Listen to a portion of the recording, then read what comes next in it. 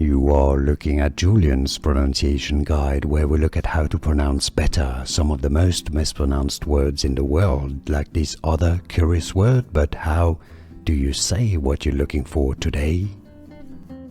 We are looking at how to pronounce these words and more confusing medical terms and names from anatomy. Too many people mispronounce. Stay tuned. Loads to learn here. Two different ways of pronouncing it. In British English in the UK, it's generally pronounced more as meatus. Meatus. Now in the US, it is more often pronounced as meatus, meatus, although some might pronounce it also as meatus, meatus. So meatus or meatus or meatus. It's easy, and now you know it all. Like this video if you found it useful. I appreciate your support. More videos for you here to learn more. Thanks for watching.